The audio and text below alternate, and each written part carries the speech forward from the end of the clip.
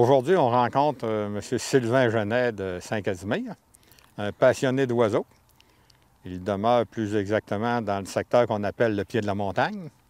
Et sa passion, il la partage avec les gens de sa municipalité. Des nichoirs un petit peu partout au village. D'ailleurs, quand on rentre dans le village de Saint-Casimir, on a l'occasion de voir ces nichoirs. Et on va aller voir où a débuté cette passion. Bonjour Sylvain. Bonjour. C'est toujours la première question qu'on pose. D'où te vient cette passion? À quel âge tu as commencé à t'intéresser aux oiseaux? Oh, la passion, c'est... Ben, quand on était tout jeune, là, chez nous, on a appris que les oiseaux... Mon père était bien protecteur de ces hirondelles à front blanc qui faisaient des nids en dehors après la frise de la couverture d'étable. Puis c'était bien défendu comme petit gars d'essayer nos tirs roches là-dessus. Puis quand les jeunes, d'ailleurs, venaient, on les avertissait tout de suite parce qu'il y aurait eu une bonne semence de mon père. Il aurait fallu qu'ils se rendent compte qu'ils grêlaient les nids d'hirondelles. C'était protégé, ça. Puis, au fil du temps, ma mère aussi, tu sais, elle nous disait toujours que les oiseaux, il ne faut pas briser les nids d'oiseaux, faut pas... parce que sont tout petits, ils travaillent beaucoup pour faire le nid, puis tout ça, puis c'est mieux il faut laisser ça là, puis ça mange toutes les bébites qui nous piquent le soir. La même chose qu'elle nous disait pour les chauves-souris, qu'elle nous disait, les chauves-souris, c'est pas dangereux. Ça mange tous les insectes, parce qu'on avait à l'époque des chauves-souris à Brunante le soir, quand tu t'assistais sur la galerie, tu voyais... Ben, c'est ça, c'était vraiment beau à voir. Moi, je trouve ça beau. Puis les oiseaux, ben c'est ça. C'est un peu ça qui m'a emmené à avoir une protection. Je trouve beau aussi, j'aime le chant des oiseaux. Je suis un amateur de musique, puis je trouve que les oiseaux faussent à peu près jamais. Ils ont la voix juste dans le son qu'ils font. Enfin que c'est un peu ça qui m'a emmené à ça. Et ça t'a emmené à ça, mais ça t'a emmené aussi à vouloir les aider à devenir plus... Oui, faire des maisons d'oiseaux. Faire des maisons d'oiseaux. Ma première maison d'oiseaux, c'est faite, je vais avoir 10 ou 11 ans. Alors, pour mon cadeau de Noël, j'avais reçu une petite scie à découper. Ah, il y a des gens qui ne savent pas c'est quoi une petite scie à découper du temps, mais c'était quelque chose. Avoir sa petite scie à découper, là. Fait qu'on m'avait acheté une petite scie à découper, puis avec ça, j'avais un plan pour une maison d'oiseaux à l'époque, qui avait même un perchoir après qu'on n'a plus aujourd'hui, mais à l'époque, il fallait que tu mettes un perchoir. Fait que mon père m'avait trouvé des vieux morceaux de vanille, du plywood ou du contreplaqué. Et puis, nous autres, c'était du vanille dans le temps. Puis là, je m'étais fabriqué une cabane d'oiseaux, je me rappelle, j'avais peinturé blanche et bleue. Elle a été longtemps installée après un gros saule qu'on avait à la maison. C'était parfait pour les chats. Les chats se nourrissaient bien. Puis dans le temps, on ne connaissait pas ça, fait que c'était ça. Mais c'était ma première maison d'oiseaux que j'ai faite. Puis après ça, j'en ai fabriqué toujours un peu. Puis après, j'en ai fabriqué plus quand on a tombé, après ça, en pré-retraite avec les brebis. Donc, j'avais plus de temps. Puis là, j'ai mis à fabriquer plus de cabanes. Puis c'est de là. Ici, au pied de la montagne, toi, quand tu t'es établi, c'était M. Lagagnère qui avait développé un petit peu l'agriculture d'ici, hein? Ben, les gens du pied de la montagne, nous autres, on a un fromage qui s'appelle, chez Charles Trottier, mon grand chum, un de mes bons amis à Grondines, qui a la fromagerie des Grondines, a appelé un fromage le pied de la montagne. C'est un fromage de chèvre vieilli et un très bon fromage. Puis, pourquoi il a appelé ça le pied de la montagne? C'est à cause de la relation un peu particulière qu'il y a eu entre Grondines puis le fait du pied de la montagne ici. Il faut se rappeler à l'époque que les terres le long du fleuve, qu'on soit à Deschambault, Grondines, Saint-Onge, tout ça, ça s'est développé. Toutes les terres cultivables se sont développées. Il est venu une époque où des terres cultivables, il n'y en avait plus. Il ne pouvait plus en défricher, c'était de la roche, c'était de la terre noire, c'était pas de la bonne terre. Alors, les personnes qui voulaient faire de l'agriculture, les jeunes, à l'époque, il fallait que tu aies une terre parce que c'était la survivance. Alors, eux autres, ils ont monté. Comment ils ont ratassé d'un côté, ils s'étaient pris les terres. Alors, ils ont monté. Quand ils sont arrivés à Saint-Casimir, le long de la rivière Saint-Onge, ça aussi, c'était pris, parce que la rivière Saint-Onge partait du fleuve. Les gens ont monté la rivière Saint-Onge tout le long. Les terres cultivables de la rivière Saint-Onge étaient là. Alors, qu'est-ce qu'ils ont fait? Ils ont monté la rivière Blanche, ils ont monté la rivière Niagaret.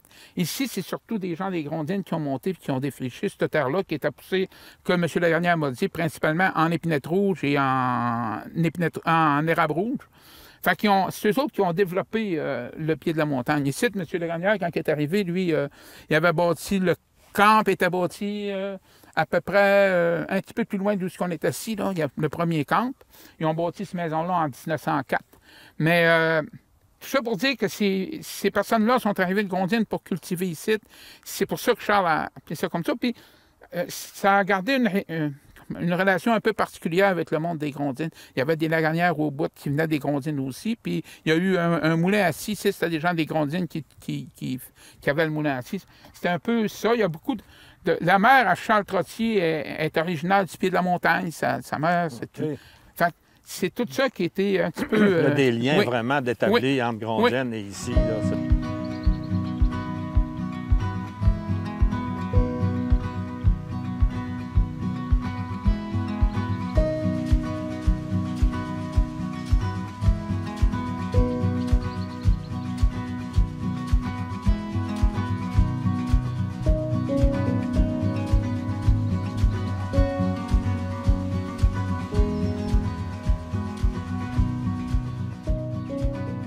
on est dans une page d'histoire, on est au pied d'une croix de chemin.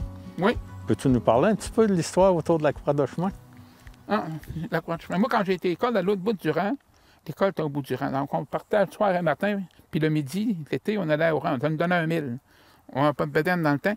Puis là, il y avait une croix de chemin. Je me rappelle, à tous les mois de mai, on allait à la croix de chemin, tout ça. Puis moi, je ne suis pas le plus croyant de la terre, là, loin de là. Mais quand on a acheté la ferme ici, j'avais dit à M. Lagagnère qu'on ferait une croix, on installerait une croix de chemin. Lui, M. Lagagnère est un monsieur très croyant. Alors, la croix de chemin, on l'a installée en 81. La deuxième année qu'on a cultivé ici, on a installé la croix de chemin. D'ailleurs, je trouve que les croix de chemin, c'est une chose qu'on oublie souvent dans le patrimoine, mais ça fait partie du patrimoine du Québec. Les croix de chemin, ça fait partie du patrimoine pour la bonne raison qu'il y en a toujours eu partout. Les gens ont mis des croix de chemin, il y avait une grande croyance à ça. Ouais. Fait, à toutes les intersections, il y a été longtemps qu'à toutes les intersections en T ou au bout d'un rang ou quelque chose, il y avait une croix de chemin. On a laissé aller ça. Moi, c'est pas nécessairement pour la religion, c'est pour notre culture à nous autres. Il n'y a pas beaucoup de place, à part que d'ici, puis en Nouvelle-Angleterre, un petit peu qu'on parle du Maine, puis tous les États proches, parce qu'il y a beaucoup de Québécois qui ont immigré par là, puis qui étaient de religion catholique, puis ou de religion protestante, puis qui ont fait des croix de chemin. Là. Mais moi, je trouve que c'est une chose qui fait partie du patrimoine du Québec, puis qu'on devrait inciter les gens à les conserver, à les améliorer, puis à les garder. Ça fait juste partie de notre paysage, à nous autres.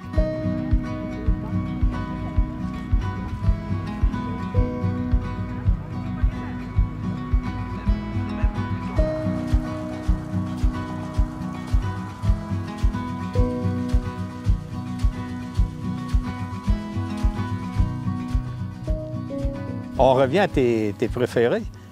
Ici, tu as le merle bleu quand même assez abondant. Oui, depuis combien d'années, tu peux dire, le merle bleu est présent ici? Là, Depuis que j'ai eu des maisons d'oiseaux. Depuis qu'on a mis plus de maisons d'oiseaux. Parce qu'à l'époque, on en avait un peu, mais pas beaucoup. Fait que la compétition était forte avec les hirondelles à bicolores.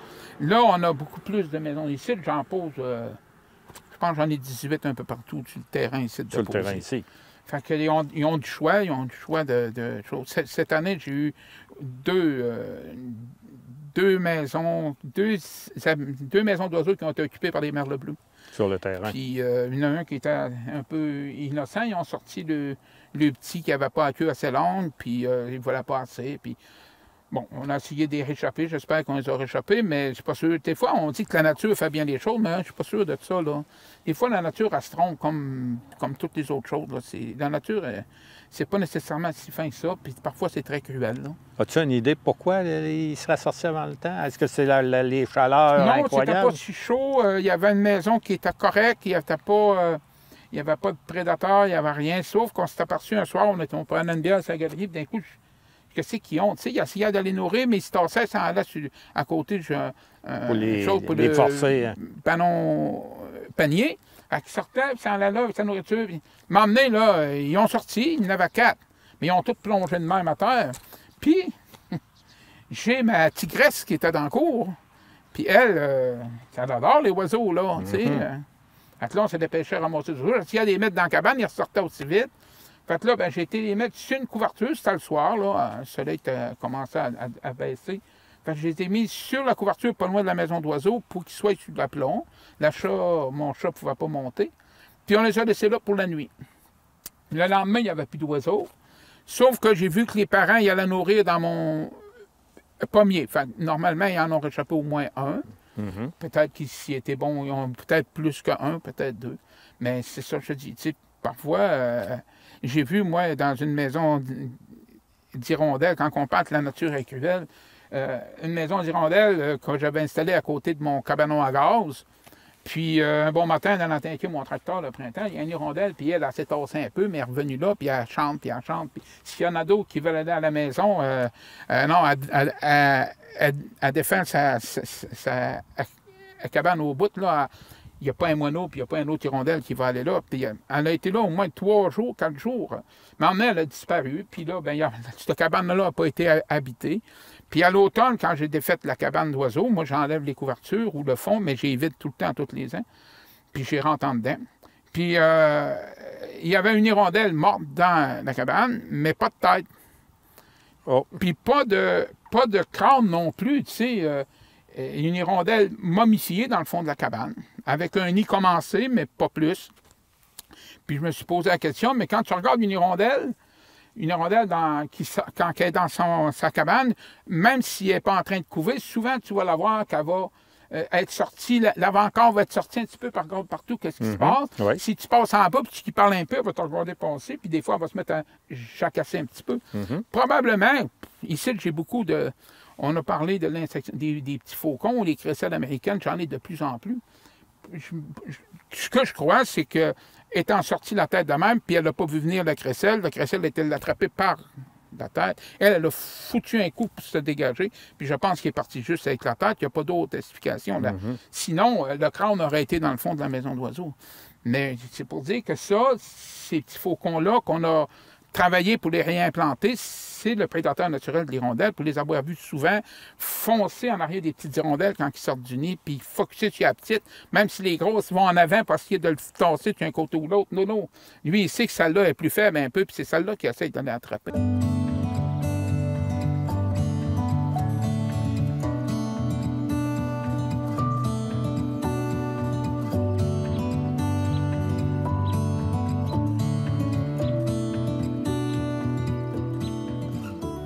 As-tu toujours remarqué comment s'alimentent tes merles bleus? Est-ce que c'est des petits insectes ou si... Non. Des fois, il y en a des gros, ils les cassent sur le fil.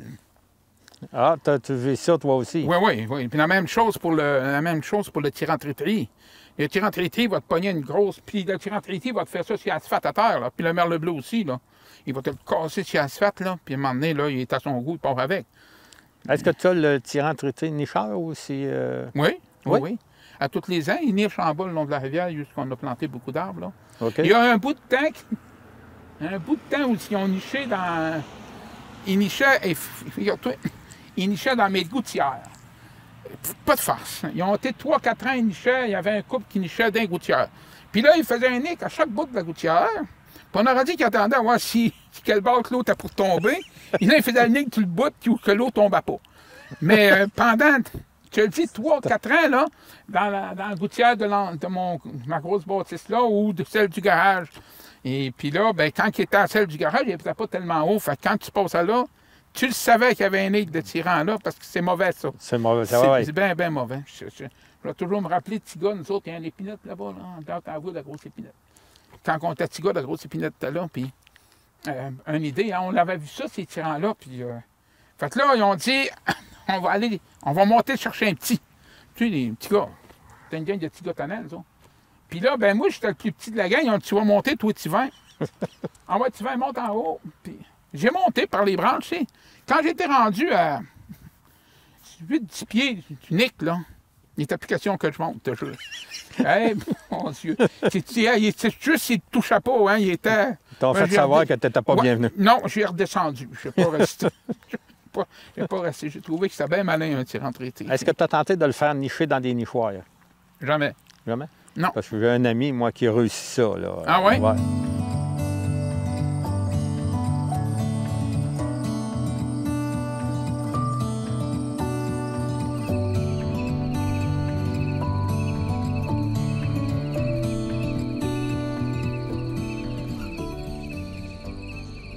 Toi, tu as connu la diminution de l'hirondelle à front blanc? Ah oui. Oh oui, puis c'est... J'ai toujours plusieurs explications à ça. J'ai des ornithologues qui sont venus, là, 4 ans, peut-être, avec Mademoiselle Leblanc. Oui. Puis, j'avais justement un nid en arrière de mon étable, juste que j'avais mis mes veaux. Il avait fait un nid, puis ça faisait longtemps que je n'en avais pas vu. Puis c'est la première année, vraiment, là. Il avait essayé déjà, mais ça tombait. Mais cette année-là, elle avait été pluvieuse, puis j'avais de la belle boîte. Fait que là j'ai dit ça, que j'avais ça. Hey, on va aller voir ça, il n'y en a plus. Puis... Alors là, ils sont montés, puis on regardait ça. Puis elle était toute émerveillée. Là, il y a une madame qui me lâche, puis je l'attendais. Hein. Elle me dit, là, vous savez, beaucoup de diminution, oui, j'imagine. Elle dit, c'est un peu en cause de l'agriculture. Ah oui, bien sûr. Mais ben, elle dit, des herbicides, des insecticides, ça tue beaucoup les oiseaux. Et puis, finir les étables en tôle, tout ça. Elle dit, ils n'ont plus de place. Je ne vous contredirai pas, que je lui ai dit. Je ne vous contredirai pas là-dessus. Mais moi, j'ai une autre explication aussi. Là, il y a un monsieur qui dit que quoi? Bien, premièrement, des places où il n'y a pas de tôle, il y en a encore en masse. Mais les hirondelles, les bâtissent du nid avec de la boîte. On a enlevé les vaches des cours d'eau. On ne faut plus avoir de place humide avec des animaux qui peuvent s'écouler parce que tu vas avoir un problème avec l'environnement. On a gardé les animaux en dedans, comme ça on évitait les problèmes. Fait qu'ils n'ont plus de matière première. Ils ne peuvent pas faire un nid s'ils n'ont pas de matière première. Effectivement. Puis, on a juste à regarder dans le monde. Quand les Français sont arrivés ici, ils ont commencé par bâtir des maisons en pierre. Ils voulaient bâtir des maisons en pierre. En France, ils bâtissaient des maisons en pierre. Mais en France, ils n'ont plus de bois. Ici, ils se sont rendus compte qu'il y avait pas mal plus de bois que de pierre. Fait qu'ils ont dit, on va les bâtir en pierre. De même, ça va être, pas en pierre, mais en bois. Comme ça, ça va être plus facile à bâtir que courir les roches. Mais les hirondelles, c'est pareil. L'année passée, parce qu'on a eu un printemps mouilleux, puis qu'on a eu plu beaucoup, puis qu'on a eu de la boîte, puis mes animaux en arrière de l'entrepôt, de mon entrepôt, ils ont fait de la boîte. Bien, j'ai eu 6 nids d'hirondelles à front blanc, à côté une sur l'autre, là. Puis ils ont resté là, ils n'ont pas tombé. C'est parce que la boîte était de qualité. Cette année, pas un. Mais rappelez-vous la sécheresse qu'on a eue. C'est ça. Il n'y en a pas eu. Ça fait que l'hirondelle à front blanc, là, elle est, à mon avis, disparue en même temps que les animaux ont disparu d'un champ puis qu'il n'y a pas eu de cette boîte-là. Toutes les bords de cours d'eau, là, quand tu étais petit gars, là, le printemps, les hirondelles étaient là. Ils ramassaient ça. Oui, je ne dis pas que les herbicides, tout ça, mais il faut arrêter juste... faut pas arrêter juste à ça peut être la source du problème. Ah, c'est ça. Non, il faut voir dans l'ensemble. Puis vous savez, on règle un problème en amont, puis on en crée un en aval ou vice-versa. C'est toujours comme ça. Fait que quand on règle un problème à une place, des fois, on en crée un autre à l'autre.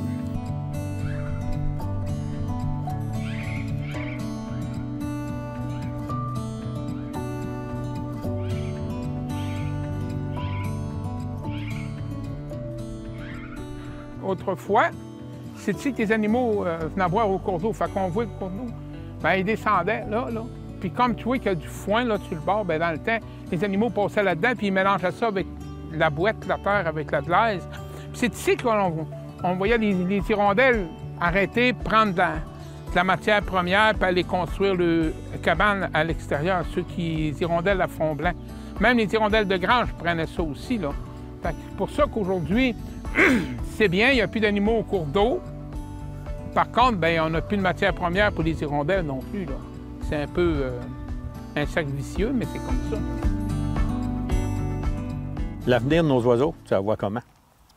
Oh, l'avenir de nos oiseaux. Moi, je pense que j'en ai plus que j'en ai déjà vu.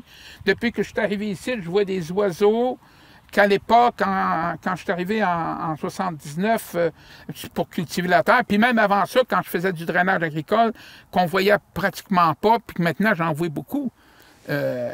Ici, moi, j'ai une population d'oiseaux que je trouve correcte et puis abondante, de toutes sortes. Puis je pense que ça va encore s'améliorer. C'est juste qu'on améliore un peu nos pratiques. Tu vois, comme cette année, on me prend un exemple. Des fois, on était fauché plus tard. OK? Oui. Parce que ça va pousser, etc. Ça n'a pas décollé. Bien, ça a donné une chance. L'année prochaine, on va avoir plus de pinsons, puis probablement plus de je ne me rappelle pas du nom, de godelu des champs. Godelu, parce que quand ils ont fauché, probablement que la nidification était finie, puis que les petits ont pu survivre. C'est malheureux, mais c'est ça. D'ailleurs, toi, le godelu est présent ici en avant, donc... Oui, puis moi, je pense que pour les oiseaux, je pense qu'ils vont survivre, puis la survivance des oiseaux va être là. On en voit, ici, en tout cas, on en voit en masse. Mais tu travailles fort aussi. Oui. Tu es rendu à combien de nichoirs? Ah, ici, on en pose, comme je disais tantôt, 17, 18 à peu près, là. Peut-être 16. Au village, j'en pose une quarantaine. J'en pose 6 à la fromagerie des Grondines. Puis j'en ai que je fournis à du monde qui appelle, qui veut avoir un nichoir d'oiseaux. Puis là, je vais avoir une dizaine de cabanes à faire là, pour des demandes, des demandes spéciales. Oui, des demandes que les gens veulent avoir une maison d'oiseaux pour installer. Puis je lui dis toujours, il y en a une madame qui m'avait appelé, puis elle disait qu'elle voulait une maison d'oiseaux. Puis là, je sais où ce qu'elle reste. Là, puis elle dit, je vais avoir une maison d'oiseaux, mais tu vas avoir des hirondelles dedans? Non, il n'aurait pas. C'est ça, il y a des milieux qui ne sont pas favorables. favorables. Une cour fermée. L'hirondelle, là... L'hirondelle, c'est pas comme un moineau. Un moineau, lui, il s'en vient. Puis là, il se part chez la cabane. Il arrive quasiment en marchant. L'hirondelle arrive en plein air. Fait que si elle n'a pas d'espace pour pouvoir planer pour arriver à sa maison, elle n'arrivera pas comme ça, bien tranquillement, comme un moineau. Tu sais, elle a besoin d'espace. C'est un oiseau, moi, je dirais que c'est un oiseau qui plane plus qu'il vole. Donc, elle a besoin, quand elle arrive à sa cabane, elle rentre, c'est pas, je m'en viens tranquillement, elle plonge à sa cabane. Alors, si elle n'a pas d'espace pour plonger, il n'y aura pas de... Puis je le vois à Saint-Casimir, tu sais, on l'a mis à l'école. J'ai pas beaucoup d'habitation à l'école. Je les laisse parce que c'est les enfants qu'on l'avait mis à l'époque, bon, je les laisse. Mais j'ai moins d'occupation là que sur le bord de la Niagarette en bas. Sur le bord de la Niagarette, ou sur le terrain de l'église, où les oiseaux plongent, ou à l'épicerie de mon chum Thibault. Et là, ils ont de la place, ils ont de l'espace. À l'épicerie Thibault, il y en avait 4, les 4 étaient occupés d'hirondelles, pas de moineaux. À l'école, on envoie des moineaux, parce que les maisons sont plus rapprochées, parce que les moineaux ont plus de chances à se tenir dans les arbres proches, puis c'est ça. Le plus grand problème qu'on a à l'occasion, c'est de se faire briser nos cabanes d'oiseaux, de faire au village. On a eu du vandalisme cet été. J'ai perdu 4 maisons d'oiseaux. Je comprends pas qu'on puisse s'en prendre à des oiseaux. Là, en plus, dans ça, une maison que j'ai récupérée, que les œufs étaient là. Fait que c'est bien dommage. C'est pas plaisant, là.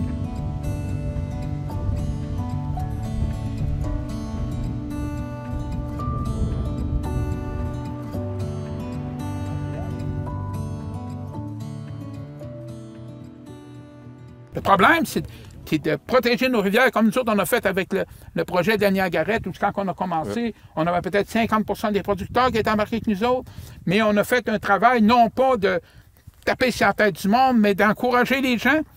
On a aujourd'hui une belle bande riveraine sur toute la petite Niagarette, puis la Saint-Uribe, puis la montagne ici, tout le long, aller jusqu'au village. Les gens ont accepté de mettre des bandes riveraines, de les conserver. Aujourd'hui, c'est tout boisé de chaque bord. On a une qualité d'eau qui est meilleure, beaucoup meilleure qu'avant. Tout ça, ça s'est fait dans le respect de tout le monde. Celui qui ne voulait pas embarquer, on s'en est pas occupé. Ben, on s'en est occupé en allant le voir. Puis on me rappelle qu'un m'a dit, si je suis capable, tabarnak, ben, excusez. Je te labourerai le fond de la rivière. Ah, ben, écoute, c'est ton choix, mon bonhomme. Qu'est-ce que tu veux? Aujourd'hui, ben, il y a une bande riveraine, là. Il a compris, mais plus tard. Oui, c'est un petit peu plus tard, mais il a compris. Puis le plus beau dans tout ça, c'est que les bandes riveraines sont toutes restées. Il y en a plusieurs qui disaient, tu vois, mais que le produit, c'est fini, ils vont toutes te faucher ça. Non, les bandes riveraines sont restées. Ils n'ont pas toutes planté. Il y a des gens qui n'en voulaient pas. On leur a juste demandé de laisser un espace. Puis il faut faucher-la une fois par année si vous avez peur. Ça ne dérange pas, ça. Il faut avoir un côté qui est herbacé, puis qui se tient ton côté de rivière. Puis je te dis, ils l'ont tout fait. Puis les gens, en dernier, étaient contents de le faire. Puis même qu'on a eu un épisode de mortalité de poissons sur la rivière Niagarette, on n'a jamais trouvé d'où ça venait, mais ça venait d'un ponceau de long ça a débuté juste du long d'un ponceau qui traverse le chemin, ici, pas bien loin. Puis après ça, ça a levé sur la rivière.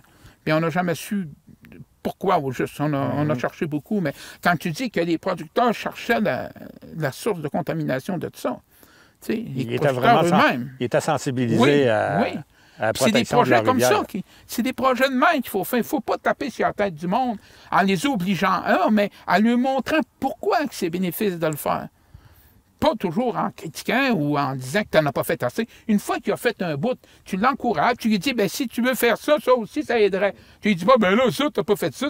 Non, il faut que tu aies un langage positif, si tu veux que ça se fasse. Nous autres, en tout cas, dans notre cas, là, ça a été une bonne belle réussite. Puis s'il y a des maisons d'oiseaux au village, c'était un peu le projet qui vient de là, parce qu'à un moment donné, on s'est dit, on va faire un projet avec les jeunes d'école. Fait que j'ai bâti des maisons d'oiseaux. Puis, on a été avec la garderie à l'école. Les autres, la madame était prête à embarquer avec nous autres. Alors, quand les maisons étaient faites, on a amené ça là-bas. Il y avait peut-être une vingtaine de petits bouts. En tout cas, on les mettait à 2 par maison d'oiseaux parce qu'il y avait trop. Puis là, j'ai emmené mes restants de peinture. On a emmené ça là. La madame a mis des polythanes sur les tables partout, des pinceaux. Puis là, on peinture ça. Ah, tu aurais dû voir ça, là, c'était une vraie risée. Les couleurs qui ont sorti là-dessus, mon homme, c'était quelque chose à voir, là, tu sais. C'était pas tellement harmonieux, mais c'était beau. C'était très coloré. On avait eu, d'ailleurs, toute notre plywood avait été fourni par Saint-Casimir Plywood. Oui, oui. C'est eux autres qui avaient fourni le chose. On avait fait un beau projet avec ça. C'était beau, c'était bien réussi. Puis on a été avec les enfants après, quand les oiseaux ont eu niché, puis qui nourrissaient, on a fait une classe nature qu'on appelle, on les a emmenés. Puis là, tout le monde checkait sa maison. Puis ça a été le fun parce qu'il y a eu des hirondelles dans toutes les maisons qu'on a mis. Cette année-là, là, toutes les maisons, les jeunes pouvaient avoir un hirondelle qui soignait. Ils ont tous été surpris de ça. Puis même, il y a toujours une couple de petits tannins là-dedans qui n'écoutent pas, hein? Tout le temps, là. Mais là, ils se sont rendus... Puis, tout le monde est tombé comme sérieux, puis content de voir qu'il y avait sur une maison, il y avait quelque chose dedans. C'est nous autres qui amenaient ça, puis... Ouais. C'est ça. Mais tout ça découle du projet de la Niagarette.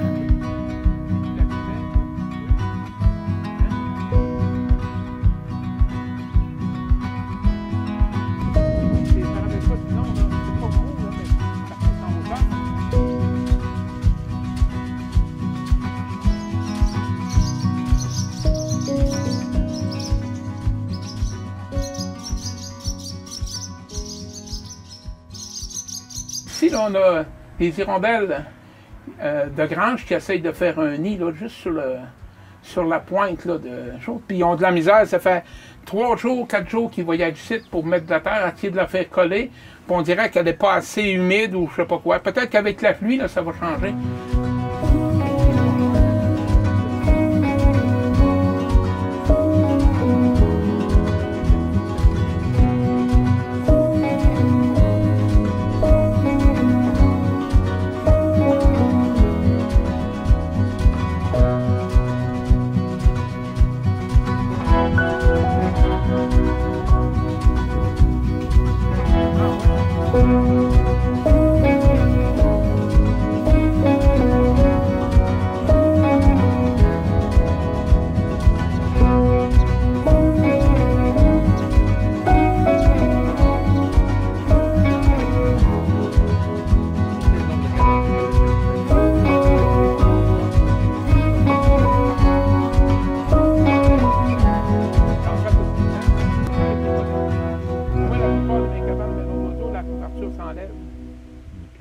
Quand tu veux la nettoyer, là, toute la couverture, tu nettoies, tu reposes.